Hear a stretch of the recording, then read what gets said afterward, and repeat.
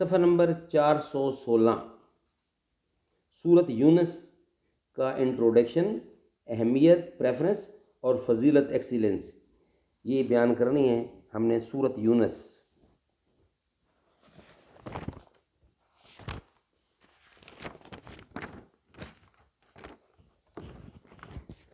توضیح القرآن، اس کتاب کا نام ہے توضیح القرآن، آسان ترجمہ قرآن تشریحات کے ساتھ، از مفتی تقی عثمانی۔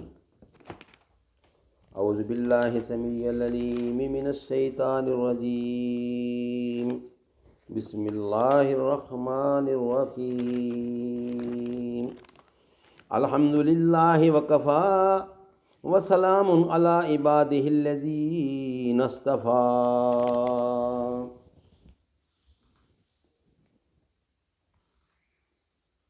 رکھا میرے نبی نے دنیا میں جب قدم، رکھا میرے نبی نے دنیا میں جب قدم، پتھر بھی کلمہ پڑھ کر مسلمان ہو گئے۔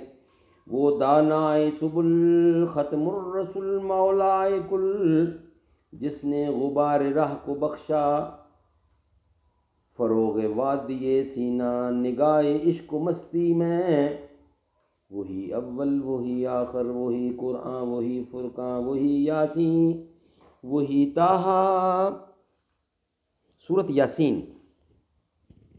بسم اللہ الرحمن الرحیم، الف لام را، تلک آیات الکتاب الحکیم۔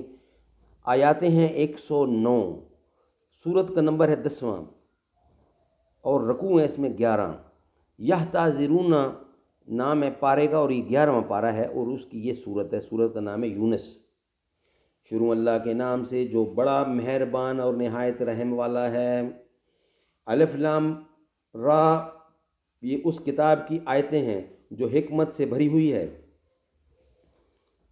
یہ صورت مکہ مکرمہ میں نازل ہوئی تھی، البتہ بعض مفسرین نے اس کی 3 آیتوں یعنی آیت نمبر 40 اور 94 سے لے کر 95 تک کے بارے میں یہ خیال ظاہر کیا ہے کہ وہ مدینہ منورہ میں نازل ہوئی تھیں، لیکن اس کا کوئی یقینی ثبوت موجود نہیں ہے۔ سورت کا نام حضرت یونس علیہ السلام کے نام پر رکھا گیا ہے، جن کا حوالہ آیت نمبر 98 میں آیا ہے۔ مکہ مکرمہ میں سب سے اہم مسئلہ اسلام کے بنیادی عقائد کو ثابت کرنا تھا، اس لیے اکثر مکی صورتوں میں بنیادی زور توحید و رسالت اور آخرت کے مضامین پر دیا گیا ہے۔ اس صورت کے بھی مرکزی موضوعات یہی ہیں۔ اس کے ساتھ اسلام پر مشرکین عرب کے اعتراضات کے جواب دیے گئے ہیں اور ان کے غلط طرز عمل کی مذمت کی گئی ہے اور انہیں تنبیہ کی گئی ہے کہ اگر انہوں نے اپنی ضد جاری رکھی تو دنیا اور آخرت دونوں میں ان پر اللہ تعالیٰ کی طرف سے عذاب آ سکتا ہے۔ اسی سلسلے میں پچھلے انبیاء